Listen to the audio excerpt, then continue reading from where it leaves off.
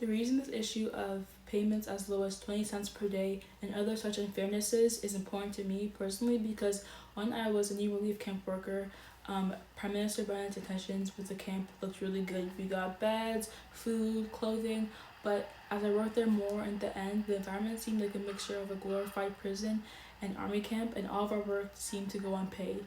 Good day, Prime Minister Bennett. My name is Vicktryl, and I've been working as a relief camp worker for a little over a year now, and I want to share some of my thoughts. Now, right now, you are probably talking to our 8 leaders that requested, but I want to add my input on the situation also.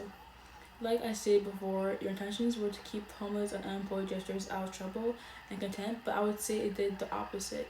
And your conservative government instead brought mistreatment and low salaries to thousands of single men in Canada.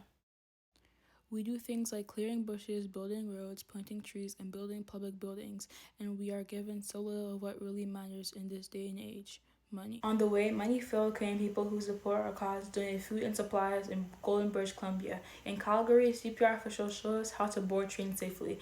After these experiences, we tend to ask ourselves the question that if they can find it in their heart to see from our perspective and even donate what little they had in this depression, what is stopping you from doing the exact same?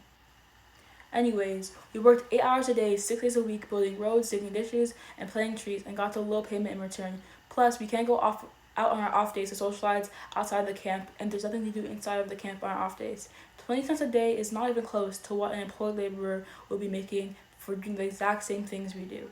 To put in perspective, even going to the movies is more expensive than our payment. As I heard, the camps were intentionally made to support around about 2,000 men, and a year later supported around 11,000 men.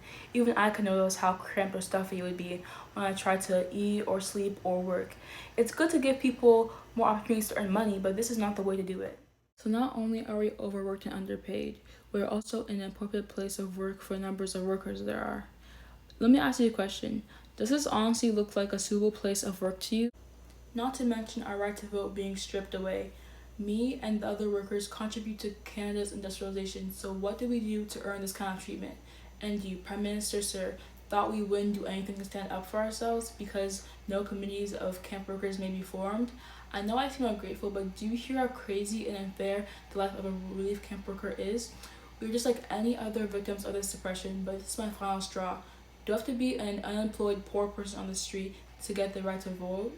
If you wanted us to work hard every day, I think you should have given us a salary that reflects that work.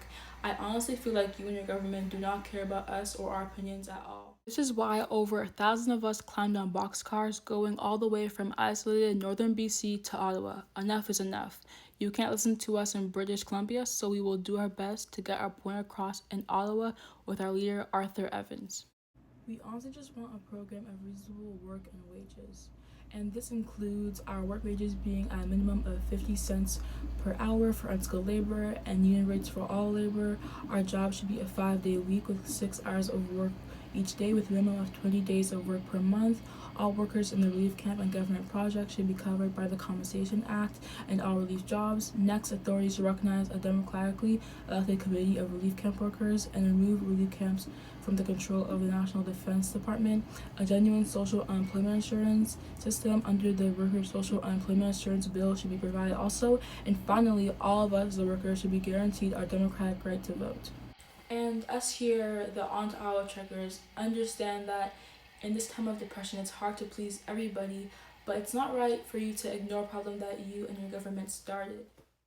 We are not communist agitators, and being poor and having different political views should not reject our rights as a democracy. Relief camps had been set up to stop and organize uprisings such as this, and now look what happened. The working class and us as the relief camp workers and anyone else who's struggling in Canada, I just want you to know that you're not alone and we'll all get through this. And we all deserve better. And I hope for a better future for all of us where this whole depression just be a thing of the past. And I must go prepare for when Arthur Evans and the rest return with the news from Ottawa. Thank you viewers for listening, and Prime Minister Bennett, if you ever see this, thank you for watching. All you guys have a great day and stay safe.